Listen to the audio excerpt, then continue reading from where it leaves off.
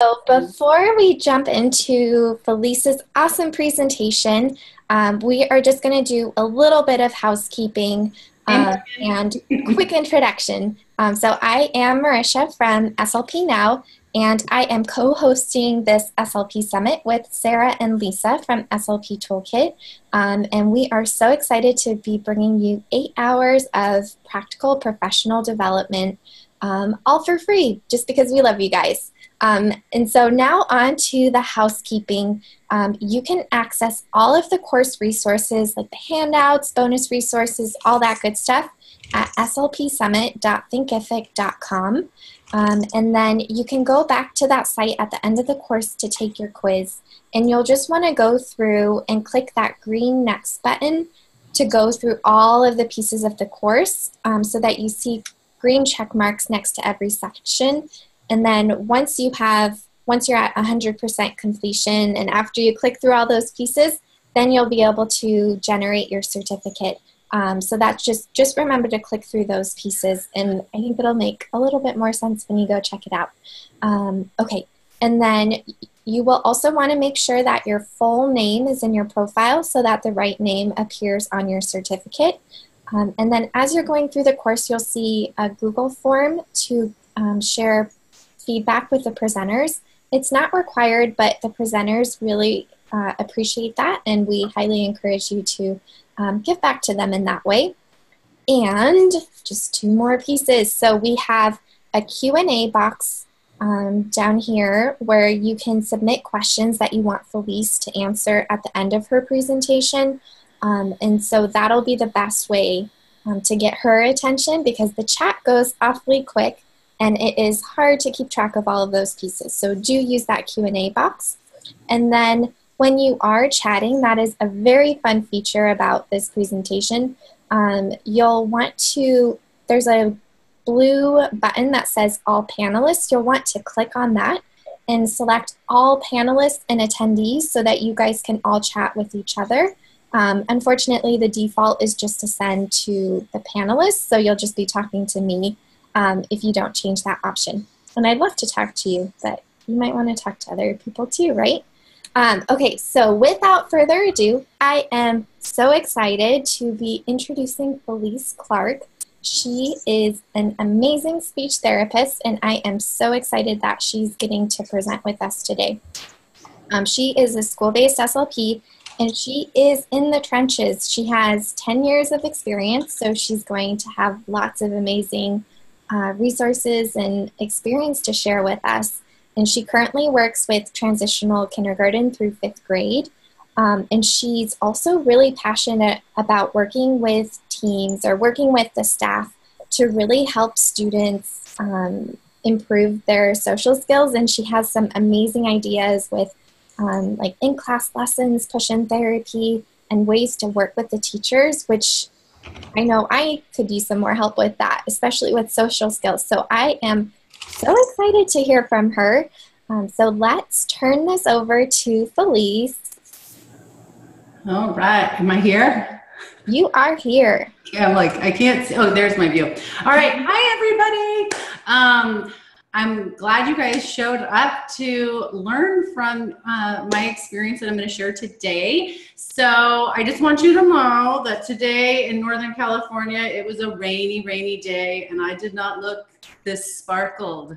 I came home, I rushed home, and I got myself all put together because I have a big, I'm like way out in a portable that is open space. So I have a giant umbrella that I just like keep at my school anytime it rains. And that's because I need it, because if it starts raining, I am open. I'm like totally on, like in target for getting rained on. So welcome. I had to look dazzling for my presentation tonight. Anyway, so let's get down to business before I just start going on tangents. Here we go. So tonight we're going to be talking about effective social skill therapy ideas for older students. And I consider older students like 4th grade and up. That's just how I look at it. But a lot of my presentations going to be geared towards middle school and high school, but you can definitely use these ideas for your 4th and 5th graders and adjust them a little bit if you need to. And then a little bit about who I am. I have a website, a blog, The Dabbling Speechy, that I started about 5 years ago. And it really was a place for me to just reignite my creativity. I was just burnt out. I had a giant caseload with a lot of different kids, with a lot of, I worked with low SEO kids, or SES kids, sorry. And I was getting burnt out and I was losing my passion for my job. And I figured I wasn't the only one that had these issues. And I wanted to write and do something fun that was just a little bit creative outlet. And so that's how that all started. And most of my experience is with middle school and elementary. I did a year of high school. Basically, I just took whatever I could get and moved up to where I found the group of kids that I really liked.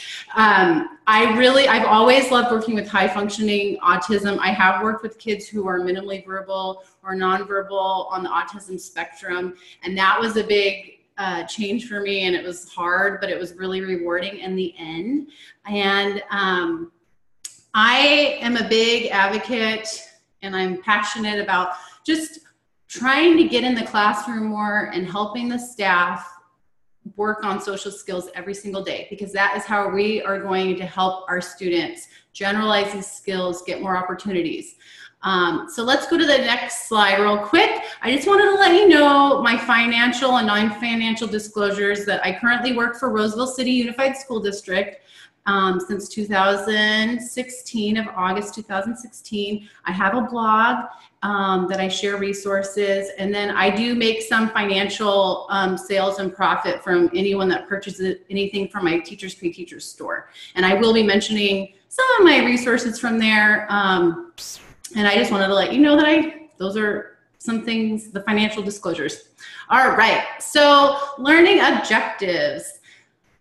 You will learn and understand the key components of social communications. We're gonna go over some vocabulary and some refresher. I'm gonna try to breeze through that so we can get to the more fun, engaging parts of like how to do the therapy, right? You're gonna learn therapy ideas and resources to target social skills in naturalistic settings. You'll be able to find and access videos to target social pragmatic skills with older students. And then you're gonna be able to explain ways to incorporate staff into social skill training and tips for working with other colleagues. So it's gonna be a lot of information. Feel free to take notes, and you can always watch the replay when you have a whole bunch of extra time, right? Oops. All right, so I'm gonna breeze through this part. If I go too fast, ask me questions later. I just feel like this can either be new information or some of you guys have already heard it before, but I found all this from the ASHA portal, and it breaks down social communication. And I like that because when we think about our students, I want you to think about your students right now and think about, where are these gaps that they're exhibiting? Are they with their social interaction? Is it with social cognition? You know, start thinking about your students while you're listening to this and taking notes about like, oh, Johnny totally struggles with code switching. So social interaction is social competence with peers, code switching, and cultural and gender influences in conflict resolution, and they said etc. But basically it's being able to interact with their friends. It's being able to switch the way they deliver a message based on who they're talking to or what environment they're in. So, you know, if they're saying hi to the principal, they're going to know to say, hey, Mr. Smith. But if they're going to say hi to their friend, they're going to be like, hey, buddy, what up? Or whatever the cool thing is these days. Social cognition looks at the theory of mind, the emotional comprehension, regulation and expression, executive functioning, and inferencing. So their social cognition is really about like, can they understand nonverbal cues to identify how someone's feeling or the tone of their voice? Are they able to regulate their emotions and express how they're feeling in a way that would be socially expected for a situation? And can they process through a social situation and know what to do and know what someone's plan is based on all the things around in the environment? Okay, so social competence. The ability to establish and maintain successful social relationships, gain peer acceptance, initiate and maintain friendships, and to terminate negative relationships. So we, speech pathologists, we teach social skills. We're basically teaching, social skills are a set of specific behaviors that we need to be competently engaging in social situations. So that we are teaching the social skills and the behaviors so that people can be socially competent out in the world and in relationships. And so I really like this, this quote or this piece of information about social competence. And I'm just going to read it. Social competence is more than understanding the social intents of others and using the appropriate social skills, but also it is the ability to respond in an empathetic way to build relationships with others. And I just like that because we can teach the social skills all day, but the real underlying reason why we're teaching our students, and especially our students with that are older, these skills and this social competence piece is because we want them to be empathetic, because we want them to be successful in life. We want them to build relationships with other people. And everything we do in our lives really goes back to having a relationship. And I know for a fact that 90% of my job is having relationships with children, with the teachers, with parents. And if I wasn't good at that, I don't know if I could do my job. And that's a piece that we really need to think about with our students, is that big picture piece, that we want them to go out into the community and be a part of the community and have a job or have the opportunity to go to college, or just, you know, all those things that we've experienced as speech pathologists, going to college and doing all these things. We want our students to have that too. And I really liked this part because I think it will help you with frameworking your sessions and frameworking where you need to start and frameworking where your students are maybe breaking down with their social skills abilities. So if you are noticing that a child is having acquisition deficits, they're lacking in the knowledge for what the social skill they need to do. They're lacking the understanding of the vocabulary, they're lacking the words they need to say, they're lacking what their body needs to do. So those are the things that they're just lacking that understanding piece. And then performance deficits, this is when the student has knowledge of the skill, but they're not able to use the skill in a natural social situation. So they understand, they can tell you that someone's being unexpected. They can tell you that when you're at the grocery store, you need to, you know, hand the guy the money. But then when you put them in that environment, they totally flop and they don't do what they're supposed to do. Or maybe they kind of did something, but then they totally told the grocer guy, you know, that his mom died and, you know, told his whole life story and went on a big giant tangent and didn't follow the social rule that you're not supposed to tell people personal things when you go to the grocery store. You're just supposed to pay, say hi, hope you have a great day, and leave. And then fluency deficits, I thought this is a really important piece that I think I struggle with in helping my students get more exposure to practice with the social skill and being around more typically developing peers to model the social behavior, so that they could have the skill. We could all go, yeah, we've seen Johnny say hi to his friends. We've seen Johnny say hi to his teachers, but it's not that often. It's only happening maybe once a day or maybe once a week, or maybe every once in a while you've seen Johnny do that, but he's not doing it all the time. And so the big question is, how are these deficits with social competence affecting our older students? And you guys can write in the comments how it's affecting them. I'm going to go to the next slide, and I'm going to look at and see what you guys say. We'll see if I can do this with the comments. But I put some of my ideas or what I've seen happen. But it really does impact so many things, and I probably could have gone on and on and on. Some of the big ones that I noticed was, like, as our kids get older, getting and keeping a job is a big thing. People are saying making friends, confidence, working in groups. I put that too.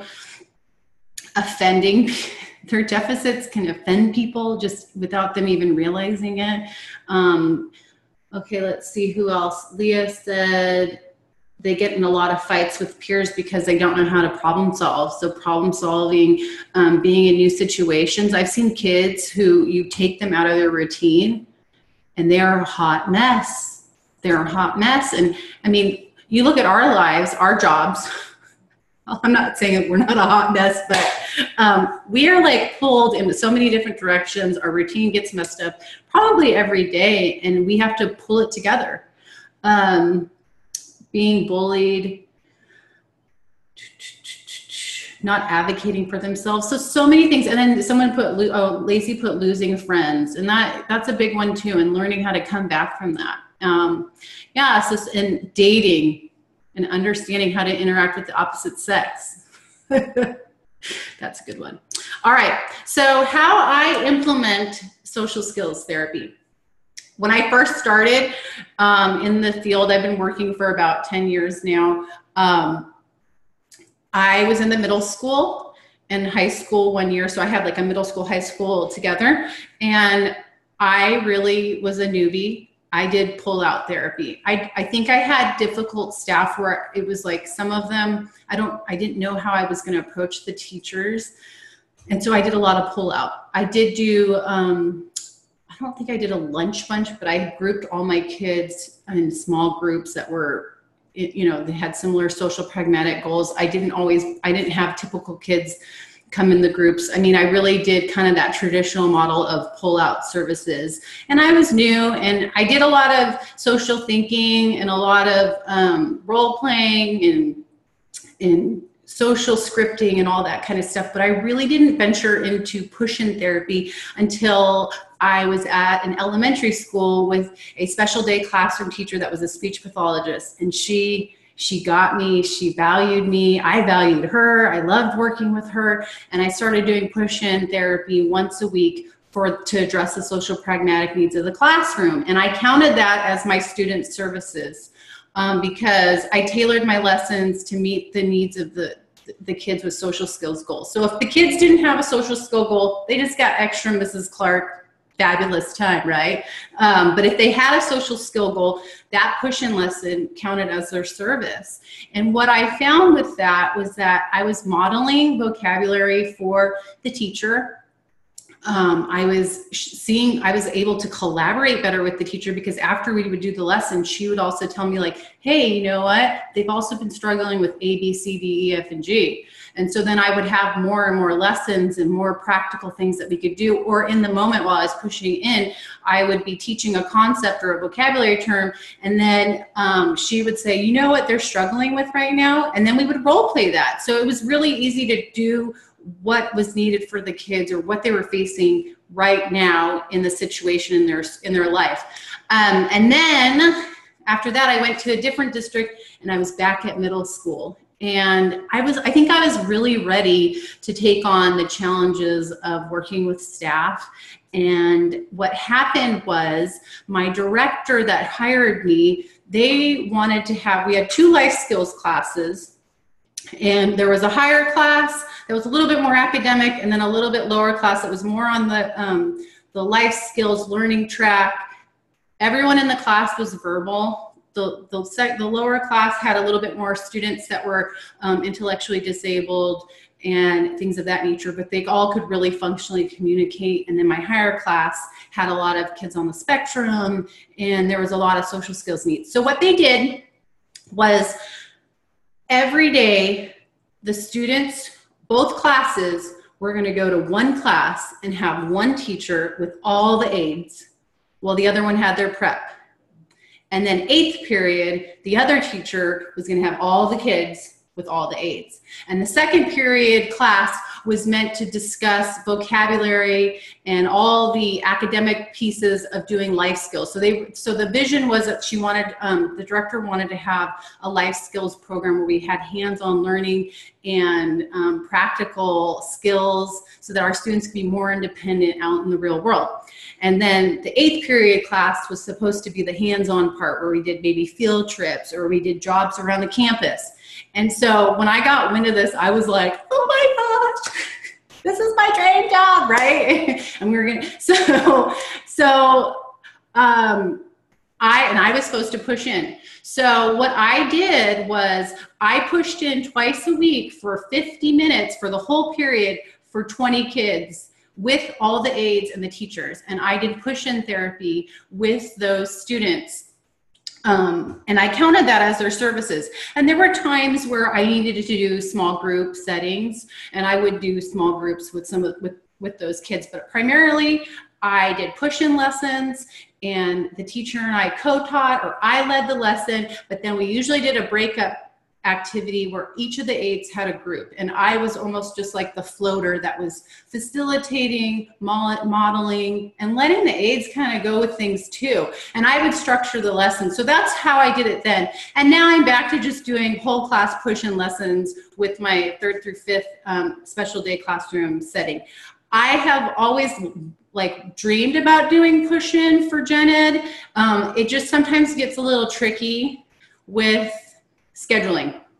And then with my, and then when I was at the middle school as well, my kids that were in the mild moderate SDC or even in RSP, I did a lunch bunch group with them, or I just did pull out therapy and I would just try to collaborate with the classroom teachers. But that's how I did it. So, and I feel like that if you're thinking about doing push-in, I would start with special day classroom, or start with the teacher that you really like, or that really, you know, you feel safe, because you're going to make a ton of mistakes. I mean, you just are, and you need someone to be there when you do make a mistake, or when a lesson fails because a student just kind of ruined your lesson. You just need someone there that's going to be like, no, you're amazing still, don't give up. Okay, so I'm going to check the time here. Okay, so here's some things you can do with social pragmatic therapy. Where do I begin? And I listed some things, and you guys can put this in the comments too with each other, you know, how you know where to begin. But you really need to review the results from your assessments or from previous assessments. You can, you know, that first day of therapy, you can do an informal game or an activity. You can go push into the classroom and just watch the class doing a hands-on lesson. You can interview the teacher, the staff, call the parents, or even email the parents. You can interview the student. When they're older, you can be like, look, what are you struggling with, or what do you feel confused about? And you can ask other students that are maybe, you know, I don't know if I would go down that route, but if you felt like they were nice kids that weren't going to be mean or do that, you could ask the other students, like, what do you notice about this student? What do they struggle with?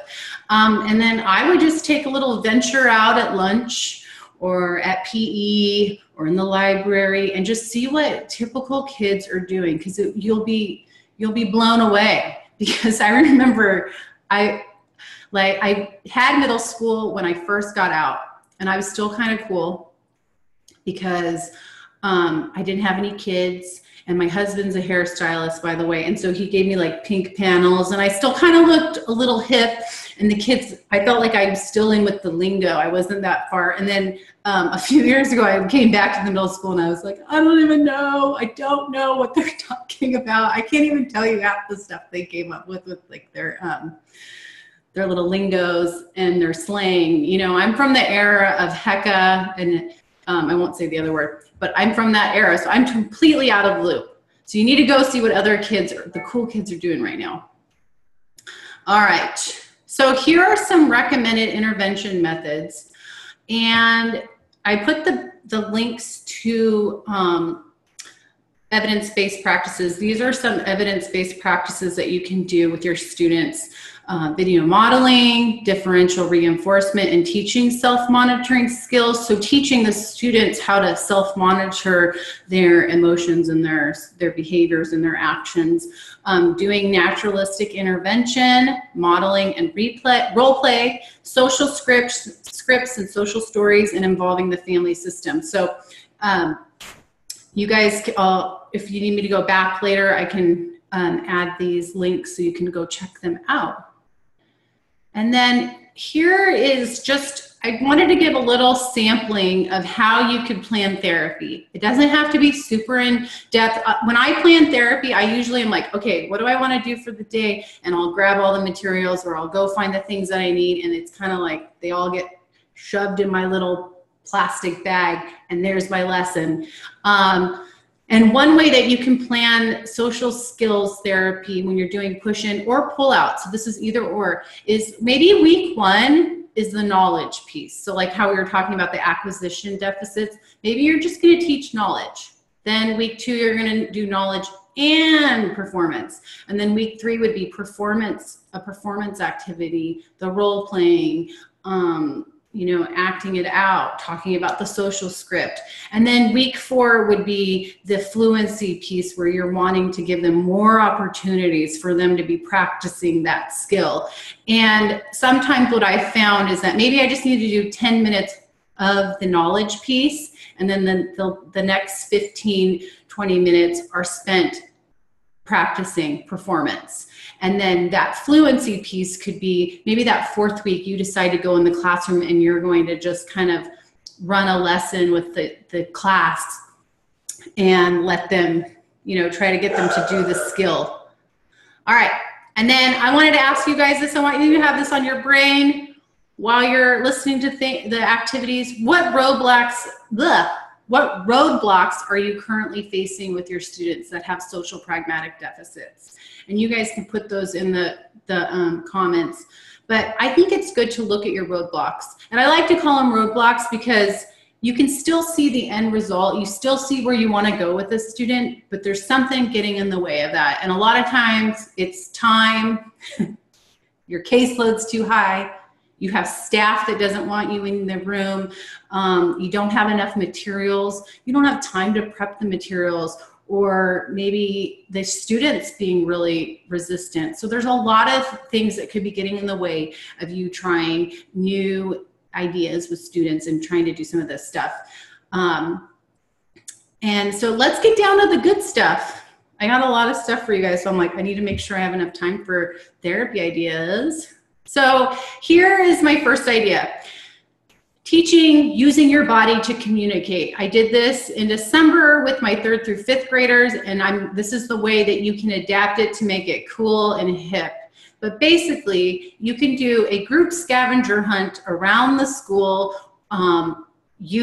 having everyone stay together in a group and talking about that we keep our body near each other when we're working in a group, because we want them to know that we're thinking about them. We want them to know that we want to be a part of that group. So you could print up famous people and put them in different classrooms. You could probably make a cute little rhyming like scavenger hunt, like go to room 58 to find, you know, you could do that. Or you could just do it around your speech room if you have a big enough speech room to do that, and have them move to different places around the room, practicing using their body in the group.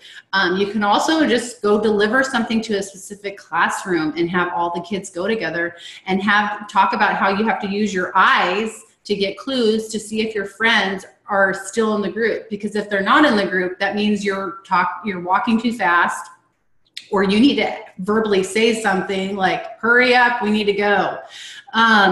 So this is one activity, and I did it last month with my 3rd through 5th graders, and it was hilarious because I was like, this is what I deal with every day that we walk to the speech room. And the teachers got to see my life, and I was like, see, this is why we're working on this. And it was really fun, and it was very eye-opening to see that some of my students are not able to stay in the group, and some of them are really impulsive and they're going ahead, and it just opened up more opportunities to then plan another lesson to actually role play some of these body in the group things.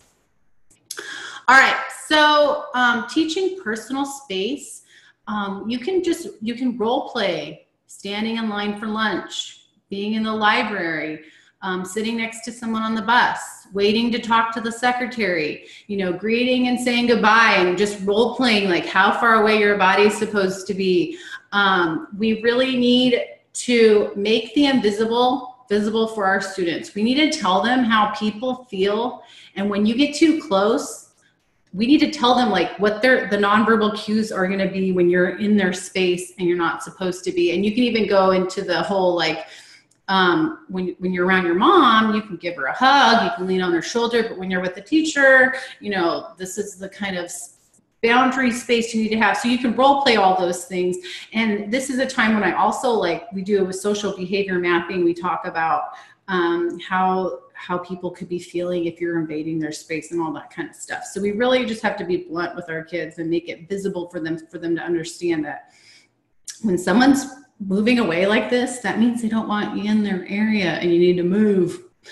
Okay, so this is something that I did with my lunch bunch group. We worked every week. I would make a presentation, and I literally just went on Google. I asked the kids some things. I said, how many people are in your family? I mean, if you want to get really complex, you could email the family for pictures and all that fun stuff if you have time to do that. But I asked them, like, well, what do you like to do for fun? You know, what's your favorite color? Just basic, all about you kind of things. And so I went first, and each week I picked a kid that we would do it, and I went first. And we worked on asking questions about others.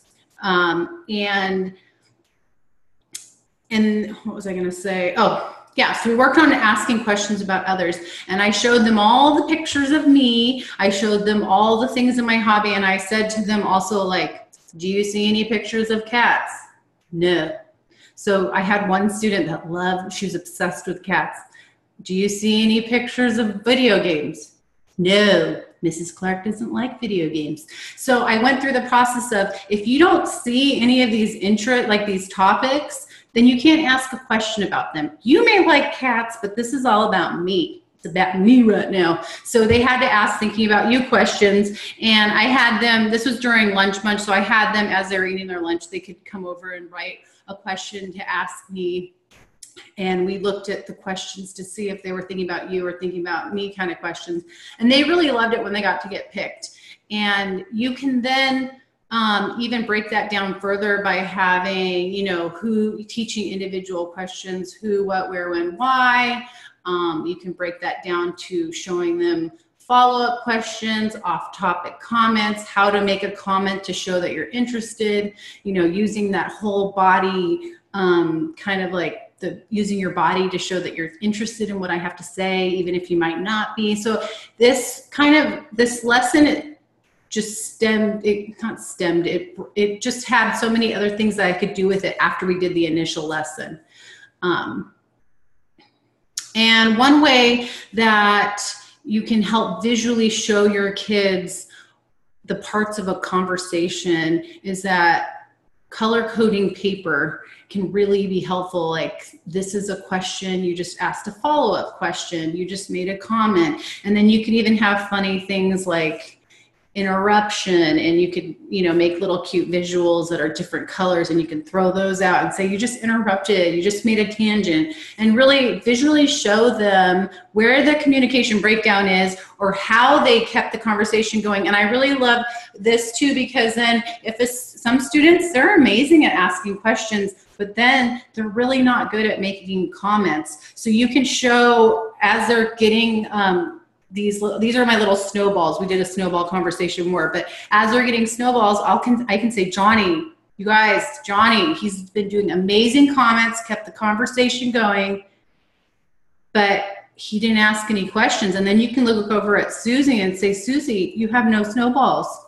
You didn't, you didn't ask anything. You didn't help keep the conversation going. So making that visual piece is really helpful. Peer and job interviews is a really effective therapy theme that you can do. And I think the next slide has some research. I found a research article all about training adolescents with speech, language, and communication needs, that learning job skills is a really effective, and it's proved to show that it's really effective. And so what you can do is, when you're planning this out, you can do one day of watching YouTube videos about skills you need for interviewing, going to a job interview. And then that whole lesson, after you watch that video, you can talk about, you know, what clothes you need to wear, what questions would you ask. You know, you can talk about the expected and unexpected behaviors. You can talk about the nonverbal behaviors that you need to have to show that you're excited about getting the job. And you can also work on creating social scripts that they might need for the interview. So doing mock questions, how to ask clarifying questions and follow-up questions. And over here, I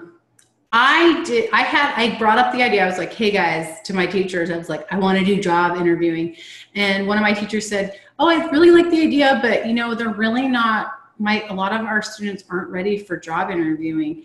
So we took it a step down. So this is a way you can adapt this for your middle school kids, or even your kids that maybe aren't really ready to be working on job interviewing, but you can do peer interviewing, and you can practice the same things about using your body to show that you're interested, and you can make social scripts. So here in this slide, you know, this is kind of like a visual guide. I don't know if I would say it's a social script, but it's just a visual answer choices to help them generate questions. And then I have visuals for a question and answer. So you could put a question for one student and the other student has to answer. And what you can do is have them practice with each other and practice that a few, you know, and they can trade spots. And then you can take them to go interview their principal. And that's what I did. I went and took them, I scheduled with my vice principal. She said I could bring students to her. And we went, after we practiced this a couple of weeks, we went and interviewed the principal. And we brought our little social script. And it was amazing to see, number one, when you have visual supports for students, how much they can create novel utterances and kind of, you know, keep a conversation going. And it was so awesome to see some of my kids really shine. And then some of my kids were unexpected, and I got them on camera. And then the next session, I showed it to them. And I said, hey, what did you do well? And what could you have worked on? And by filming them, they got to see what they were doing. And I wasn't being the negative Nancy kind of thing where I'm always on their case. They got to see what they were doing, and we got to talk about that and how they could have changed their behavior. And so you could interview staff, you can interview the hall monitors, you could probably even get some typical peers to come in and peer interview. So this was a really fun activity. I really liked it. And it also, I'll tell you one little tip. My vice principal got to see me in action. You know, a lot of times our staff some of the staff don't really know the scope of what we do. And they got to see me in action. They got to see me interacting with the kids. They got to see what I did a little bit more. And it was a really good advocacy of our jobs and how we help students. Okay, so you can use real photos. Use real photos to make the invisible visible. Google is your friend. You can make your own PowerPoints using Google Photos. I would recommend to make PowerPoints, or at least, know what you're typing in, because when you type in Google, you never know what's going to show up. But you can find photos on Google, put them in a PowerPoint, stick a little thought bubble on them, and have the students talk about what could be in their thinking bubble, and then looking and citing clues in the picture for why they could be thinking this, and using the background, like the fishing poles, the man's laughing, the other kids are smiling, so they're all thinking like, yay, we can't wait to go, fishing. So there's also, if you type in your apps, you can download photo thought bubbles, and you can take photos of yourself, and then with the app, you can upload the photo of yourself and then add a little thought bubble and put in, a funny thing that you could be thinking. And what would be really fun is you could take pictures of the staff or of the students doing different emotions or doing different things around the classroom, and then they can work on, making predictions about what could be in the person's thought bubble. And I just think kids get a kick out of like familiar people in their lives doing goofy things. So this is one way to do it. So if you're, on your iPad, or you don't want to do it on your on a PowerPoint, you can do it on your phone. And then what are people thinking? So you can work on, again, it's that whole visually showing that our think bubble and our talk bubble are different, and that we need to socially filter those things out sometimes. You can show, you know, sometimes you have to break that down for kids, that here's the situation, here's what your brain could be thinking, and then here's what your talking bubble should be saying. And you can talk about, like, what if I said what was in my brain to that person? How would they feel? And this is going to be a free download. I have a way for you guys to get this, but this worksheet, and there's some social skill situations that you can use with it. At the end of the presentation, you can get it. But you can basically use this download worksheet. You can use it for videos. You can make up your own social situations. You can use it with photos. You can use it, you know, all sorts of things. And that's what I love about it. It's really adaptable.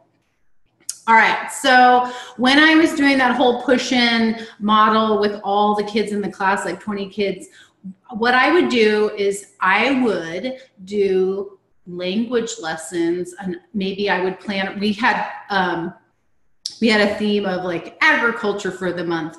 And so maybe the first week when I pushed in, I was working on vocabulary for agriculture and doing other language things related to that. And that was covering some of my kids with language goals. So I would infuse that. So I would be teaching the language lessons for that.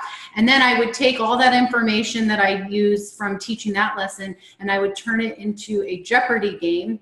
And I would target both language and social skills at the same time. What? And I put a bit.ly link down below, because I bought this Jeopardy game that's a PowerPoint on Teachers Pay Teachers, and you can edit it and create your own, you know, your own Jeopardy game. So you could totally make a whole social skill Jeopardy game. Or if you have a specific, like maybe you've been talking about apples and reading nonfiction passages about apples, you can type in different categories and create a Jeopardy game. And so this is where the social skills piece comes in. You break the kids up into teams, and you have the teachers and the instructional aides. They're there helping the teams. And you know, each team has to work together. They have to accept each other's ideas. They have to practice, you know, keeping mean or not nice comments in their thinking bubble. They have to initiate with their peers. They have to keep their body in the group. They just can't get out of the group. They have to be flexible when they lose. So there's so many things. I mean, those are just a few things that I listed, but there's so many things that you can target. And it goes back to that fluency deficit. You're kind of increasing these opportunities for communication and watching kind of where they do well and where they don't do well. And when you do this for the first time, you might even see like, oh, Johnny, he needs a little bit more visuals. And so then you can go back to your, you know, your therapy cave, and you can make some visuals to bring in the next time you play Jeopardy. And what I love about this is that you could probably do this every month, and that would take up one lesson a month where you kind of know what you're going to do, and you would just have to prepare the PowerPoint for that month. Okay. All right, so then I also love doing themed units, and this was probably my funnest. Like it was so much fun. And let me just caveat some things here. Sometimes we just don't have time to do all this elaborate stuff, and that's okay. And what I have found for myself is that if I pick something really fun that I like to do like once a month at least, and if I have more time to do more amazing stuff, then I do it. But this was like my once a month, like go big or go home activity. And I broke it down. So I took the kids in small groups. Well, first, okay, let me back it up. My first session I did push in. We looked at some YouTube videos. We looked at what newscasters did. We talked about how they look at the camera, what kind of information they share. We talked about weather vocabulary. We did a whole bunch of just prepping of knowledge of language and what is a newscaster and what does the job do and what would be expected and unexpected as a newscaster, a weatherman. So we did, I don't even know if I said this. But I'm talking about a weather unit. I didn't say that. So we did a weather unit. And so the first lesson, it was all about just like introducing them to the concept of a news anchor person. Then we did some activities where they had to identify clothes that you would wear, how to describe the weather, and what the weather's going to be like. And you can scaffold it for the kids who can't read, because some of these kids couldn't read. And then you can also have kids write it if you want to. Then I did a small group lesson, and I took kids in smaller groups, and I had jobs for them. One person was the cameraman, one person said action, the other person was the newscaster, and we just made a little, and I'll show you, we made a little weather poster. It wasn't that fancy, and we talked about what we wanted to say the weather was going to be, what it will look like, what clothes they should wear, and you could even say like what they could do in the weather. And then I had kids get up and I filmed them sharing the weather. And we made a social script. I just wrote it out on paper. And there was a few kids that were a little bit nervous. And then once a couple of kids got going, they all started going like, okay, I'll go up and do it. So I took all their videos, and even if you're not techie, you can totally do this. You can film it on your iPad, and then you just upload it to your iMovie, and you just upload. It's nothing fancy. You just upload each video. So then the next session, I did a push-in lesson. The students all got in their groups, and I sent the video that I created to the teacher. We somehow, I don't even remember how I figured out how to get it to her, but I got it to her. She projected it, and I had these positive comments to tell their peers, and they also got to rate the performance. So each kid's performance would come on, and we would watch it, and then I'd pause the video, and then I'd let all the groups talk, and they had to figure out what they thought about the performance. And then each group had to say, hey, Johnny, I gave your performance 4 stars. And I just want to say, wow, you did a great job. I think next time, maybe you could give more eye contact to the camera and look at the camera. So we were working on giving a compliment, initiating. We were also working on, constructively sharing your opinion without hurting feelings.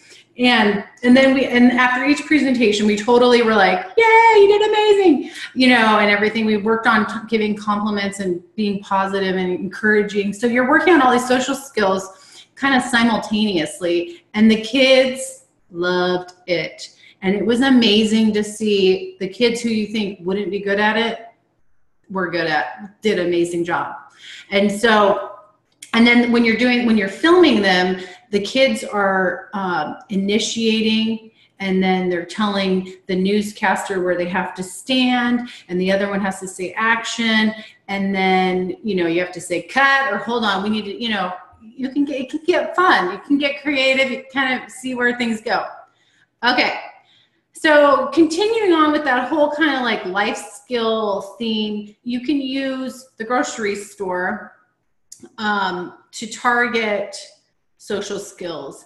And you can, again, at school, talk about the hidden social rules. That's that knowledge piece. Have them explain the expected and unexpected behaviors of the grocery store. Role playing how to buy and check out food.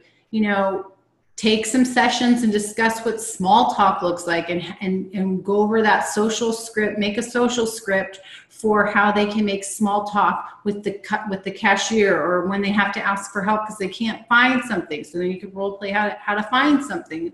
And then that personal space when you're standing in the line. And then if you could somehow finagle a way to get them all on a field trip to the grocery store, you can have that practical application. And if you don't, I don't have another slide. If you can't go to a grocery store, one of the teachers I worked with, she started like a student store, and she had snacks and different items that staff members could purchase from the student store, and she had some of her students running that store. So you could work with your team to create a little snack store. You probably either have to get money from your district or front the, you know, $100 or $200 to have those snacks. But then you could be the one that's talking about the expected and unexpected behaviors when you're working at that snack store, and questions you need to talk, you know, when people ask you for something, what do you say back to them? You know, how do you, you know, the nonverbal body language, you have to look friendly when someone's going to come buy something. So you could start a store.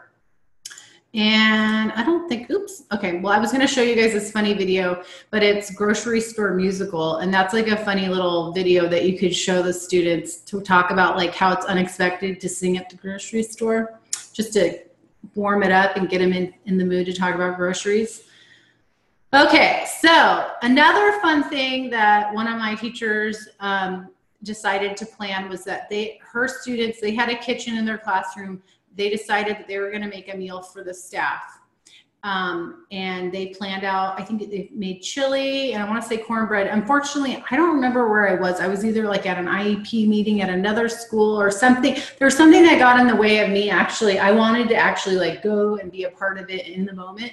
But because they planned ahead, I was able to role play with the students, talk about questions that you could ask the staff while you're serving them, or what you're supposed to say. We talked about cleanliness when you're serving food and how you have to wash your hands, all that kind of stuff. And then after the event, you know, you can practice social narratives and summarizing details. And again, you could totally film it and have the students watch themselves, and you can use it to identify unexpected behaviors, nonverbal, you know, behaviors that they're doing. But then you could also use it as a way to talk about a personal narrative, and that's something that our students struggle with, which I'm going to talk about later as some strategies for implementing this with the staff. But you know, so you could do a meal if you want to keep it simple. You could make iced tea. You could do something really simple where you're also incorporating cooking, but then maybe it's for the staff, you know, maybe they're making brownies, or, you know, get creative. All right, so now we're gonna move into doing video. Let's see, oh gosh, okay, I better hurry. Simon's Cat videos. These are free, they're on YouTube. They're like basically animated comic strips. And this cat is crazy. He does a lot of goofy things, and there's so many nonverbal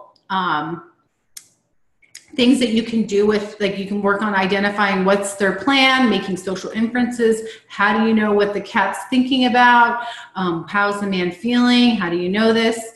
And you can use this with SafeTube. And let me see if I'm going to show you guys my screen, or show you. Okay. I'll show you guys it, but I'm going to also show you, can you guys see it? Let me see. Okay, so you can see it. Okay, I'm going to show you about this website called SafeTube. And I better move it because, so this is to help with not getting those pop-up ads. So if you go to SafeTube, it's free. You click the link that you want, generate the link. Oh, it's saying it's not good. Okay, let's try this one. Let's try this one. Generate the link, go to SafeView, and I don't know if you guys can hear it. You don't really have to hear it, but you can see that it's animated. Okay. So I will pause it here and I'll say, hey, what is the cat thinking about? Oh, he's thinking about the man because his eyes are looking at the man. What do you think the cat's going to do next? You know, those are social predictions. And then you can see if the prediction's right. Why is the cat jumping? You know, what's the plan? What's he trying to signal to the man? So you can, there's so many videos of this that it's, this resource, I don't know why it's still, oh, did it turn on over here? Okay, So there's so many videos on YouTube with this cat. You'll have therapy for days. Okay, let's see if I can get back to my presentation. Okay, let's see. Oh, great. Did I do something? Let me see. Sorry, guys. All right, here we are. Okay. And sorry, guys. One more thing. Okay, I'm gonna go back up. Okay, awkward elevator. This guy, you have to screen this to see if it's appropriate, but he does awkward things, and he does weird awkward things in the elevator, and you can talk about what people's body language is and how they're feeling about what he's doing and how he could adjust his body and actions to make people want to be around him. So if you search awkward elevator, he will come up. He also has another one that's funny about like staring at people. Some of his stuff is, you want to screen it because some of it's inappropriate. This is this is a new resource that my intern that I'm getting at the end of this month told me about, and I was like, oh. And it's called the Literacy Shed. It's just Literacy Shed actually, and it's a free website that has wordless videos that you can use for teaching literacy and vocabulary and like more like the language arts piece. But then you can also use it to make social inferences and predictions and identifying nonverbal cues. And you can work on what's in their thought bubble, what's going to happen next, what's their plan, how do you know how they're feeling. So definitely check this website out. America's Funniest Home Videos. You can use these videos. I particularly like the winter ones, and there's usually like compilations, but you want to definitely watch them to make sure, and you can use SafeTube to get rid of ads, but you definitely want to watch them to make sure they're all appropriate. But you can work on teaching empathy, making comments to someone when they get hurt, like what should you say if someone gets hurt. You can use them to make social inferences about what could be happening next. And then you can also work on them for conversation skills with social scripts. So I'll let them watch it for like a minute, then I'll pause it, and then I will have them ask each other some questions about which videos they liked, or what did you think about the video? And then we talk about what comments we can make to keep the conversation going and to share information about, the videos with their friends. So, what's funny is that I've never actually like watched this show fully through, but I use their video clips all the time. It's not that I don't want to watch it. I just haven't I need to just dive in and do it. But The Big Bang Theory is a TV comedy show that has two physicists that are brilliant, and then they have a neighbor who she's has more common sense. She knows the social world, and there are some really funny scenes that you can use to teach zones of regulation. So identifying how someone could be feeling. You can use it for like what went wrong in the social situation, identifying body language and emotions, and how to repair communication. Pass the butter. Okay, I'll watch that. This is another resource. It's a paid resource, but there are some of these videos on YouTube, and it's called Everyday Speech. I have been using them with my 4th and 5th graders, so I haven't had experience with my middle school or older students, but there are older looking students on these videos. So I don't know if there is a trial either where you can just test it out. I think they're great videos. They're made by an SLP, and you can try some of them out on YouTube before you sign up, but there is a ton of videos, and it kind of sets the framework. So let's say you want to talk about perspective taking. You can type that in, find some videos, and it will kind of frame out your lesson. So maybe you're going to show this at the beginning of the lesson, and then you're going to do the role play piece. So it gives you that extra resource where you don't have to worry about like, what am I going to do for the first 10 minutes? You have this really great video that will demonstrate what you want the kids to do in the second half of your lesson. And they all come with worksheets And there's some games, so you can even play bingo. So let's say you want to see how they're applying their knowledge. You can play bingo, and they show video, and it's pretty cool. So check it out. All right, so let's get down to business. It's already 6 o'clock. Marisha, am I okay? Tips and tricks for incorporating staff. Okay. If everyone is, I'm just going to go past this one. This is like an inspirational quote to get you to do this. Why should SLPs work with teachers and staff to target social skills? Let's do the math. Here's me over here doing amazing therapy every day, teaching greetings every time I see the kid, which is once or twice a week. If I was diligent about teaching greetings every time I saw the student, I would be giving them 160 opportunities. If I work with the classroom staff and try to get them on board to start working on greetings every day, when they go to the lunchroom, when they go to the library, when they see the student, let's say they got 3 greetings a day for 5 days, they would get 600 opportunities a year to practice that skill. Wow. Oops. So I found some research, and they wanted to improve narrative skills. I'm going to give this as an example of how working with staff and getting staff on board can help students. And we're just going to use narratives, which is a skill that our kids with social skills deficits need to work on anyways. But narratives are important for relating to friends and family, you know, making sense of their experiences, comprehending what they're reading, and then even organizing their writing. So what this study did was they took high functioning individuals with autism. They had one group with the parents who received training for improving the narration for their children, and then a group that didn't get the training. And of course, I mean, it's kind of like no brainer, but the research showed that adolescents that had their parental support improved their oral narration. So what the research showed, this is some of the things that they taught the parents and emphasized in the training, was that they need to talk to the student frequently and consistently about past experiences. So it should be something that they're talking about all the time. They prompted their child to describe how they felt about an experience.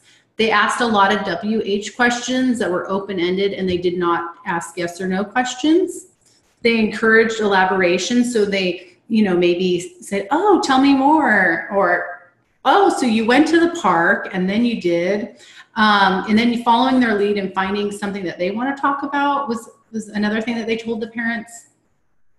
And they asked that they avoid questions that would derail narrative, or like getting the child to focus on something that they really like trains, or something that was irrelevant to the narration. And then they, you know, also asking clarifying questions, or repeating what they said, or getting them to share more. So those things are really helpful. So those are some things that you could teach your staff and model for your staff on how they could work on oral narration with your students that have social pragmatics. Because sometimes we need to recap what's happening out at recess. Sometimes we need to tell the nurse or the secretary what happened last night. Why did you forget your lunch, or how you're feeling? So you need to explain, well, last night I ate this pizza and going anyway. So there's a lot of stuff at school that you can work on, or you can work with the staff, or with the parents to start doing this at home. So you could even host a training for parents on oral narration and getting their kids to tell more information about what's happening in their lives. So one way that you could do that is you can give the staff and parents a graphic organizer and show them how to use it. You can also film the students doing an activity and make a video for the staff that they could then just show the students the video, and they could continue to discuss the activity, what they did. So maybe they did a hands-on lesson. You can be like, oh, remember when we made that science experiment? Let's watch the video. And they could just continue to see that, and they could talk about the narratives, the experience. And then if you're not doing push-in therapy, you can also just interview the staff and parents to see what personal events are happening with your students, so that you can use that content in your therapy and work on oral narration with things that happen in their life. Like, they went to Disneyland, or they went snowboarding last weekend. So you can use that stuff. And I just gave a couple of free organizers that I've found and have used. Kiwi Speech has a graphic organizer, and then Speech Time Fun has a summarizing one. So I use the Simon's Cat video, but you can even use this for storytelling or their language arts lesson, but then they have to retell what's happening in the event, and trying to get the staff to do that more. So before I end, I know I'm like a little bit over.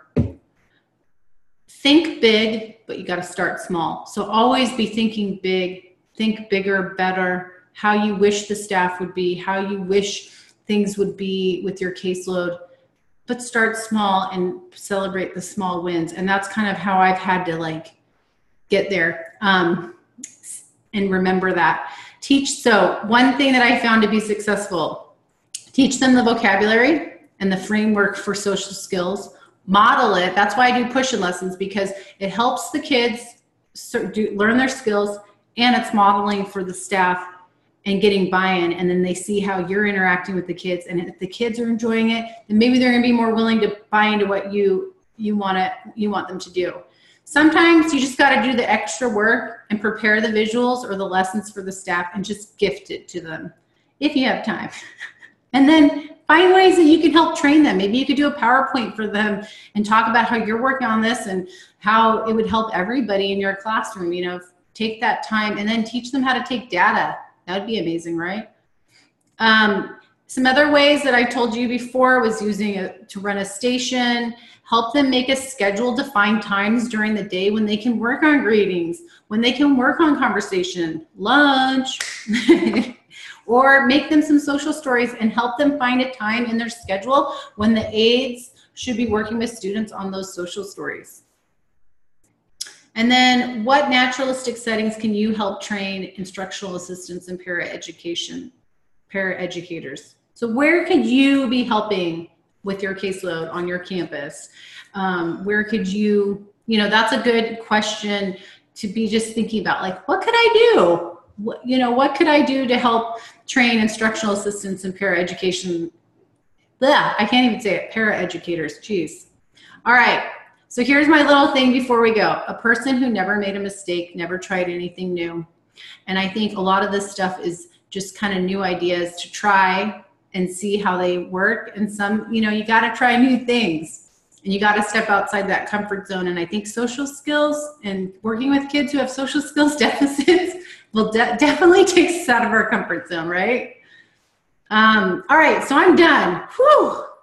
Okay, I rushed through that. If you want that Think Verse Say download, all you have to do is you type in 44222. So you're going to text that with the code ThinkBubble. It's just one word. It might be case sensitive. I would do all caps just in case. I tried it out last night. It totally worked. So I'll type it in here so you guys have it, and then I'll move on to the next slide.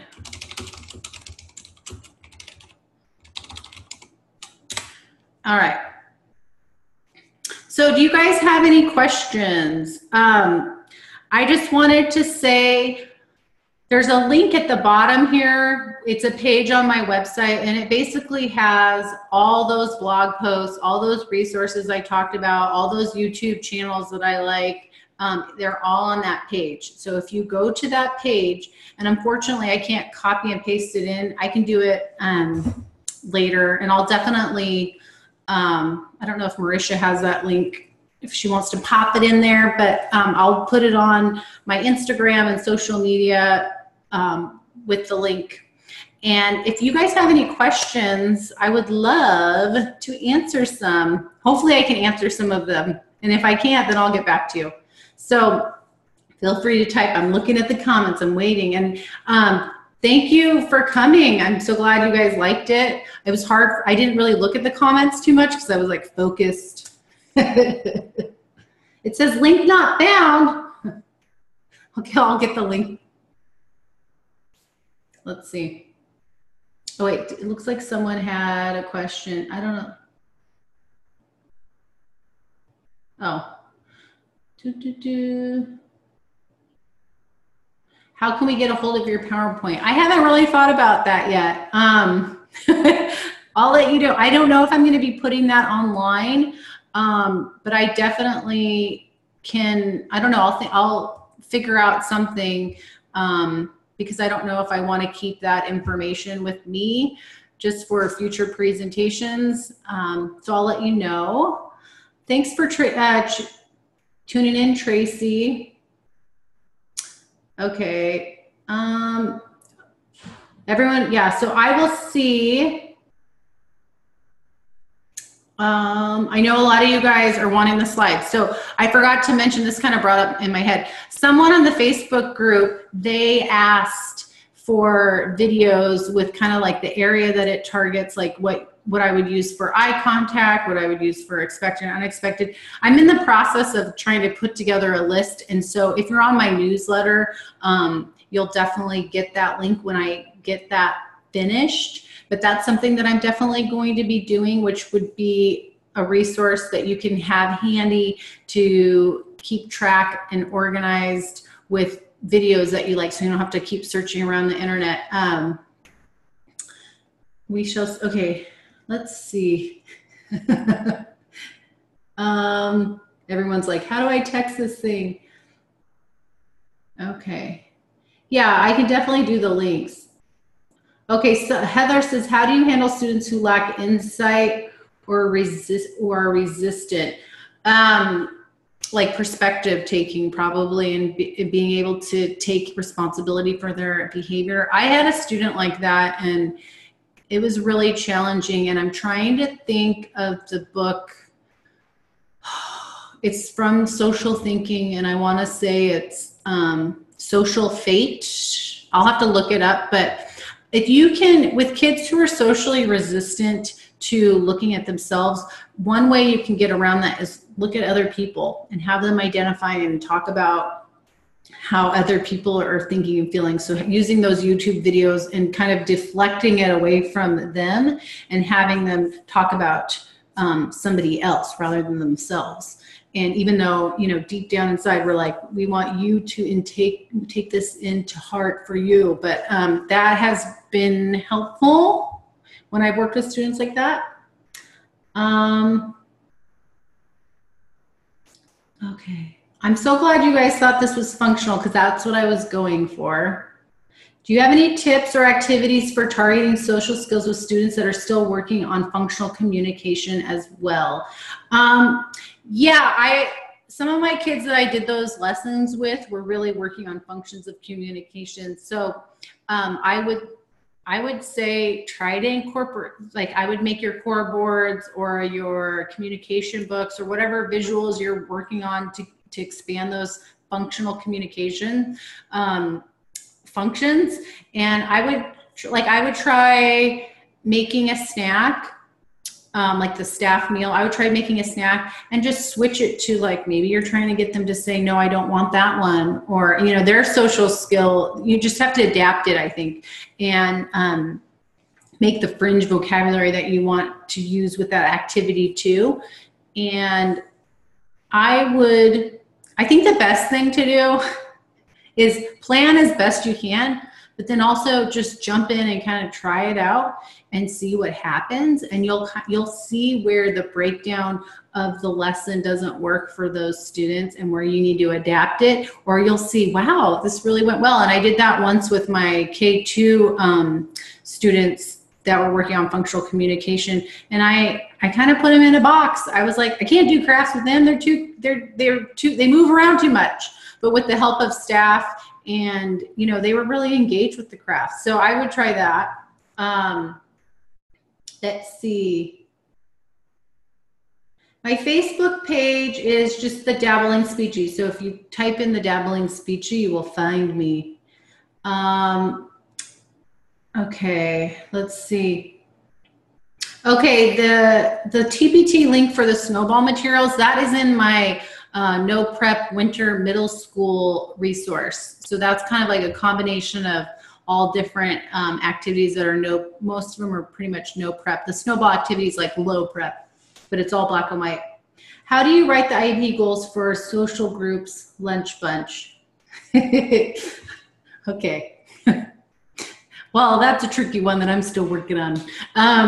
Yeah, you know, I tend to write IEP goals for the identified needs, areas of need that I found from my assessment, either from my baseline assessments that my present levels, or from assessments if it's an initial or a try. And then I will make goals around those areas of need. And then I will try to make them measurable for lessons that I want to target. It's something that I think I'm always working on. I would, if you want to email me, I can send you some of the ones that I'm using right now. I know I use SLP Toolkit, and I use the Speech Bubbles rubrics as a way to measure progress. And I've even tried to align my goals to go with those, the rubrics. So I'll even make my goals as like measuring progress based on using those tools to take data. But I don't know. What do you guys think? IEP goals for social groups and lunch bunch. It has to be individualized for the student. And then I try to find ways to make a lesson incorporate all of their goals, or I will really focus on one person's goal, but it's usually something that the other students aren't going to not benefit from. Or when I do a lesson, I will do the warm up for Johnny. The warm up's really for Johnny's body in the group goal. The 10-minute next part of the goal or lesson is really for that perspective, that social inferencing, that's for Susie. And then maybe if I have time, I'll do a conversation piece, so I'll try to do it that way too. Okay.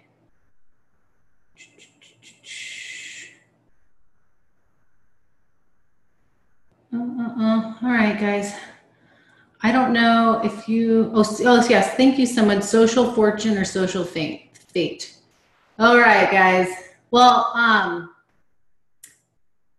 let's see.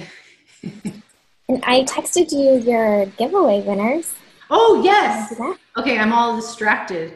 And if the texting to get the free download doesn't work, guys, just go to my social skills page and you can click on there's a little pink box you can click on and get that that free download that way too.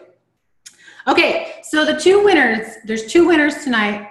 You guys are both gonna get my social skills breaks curriculum.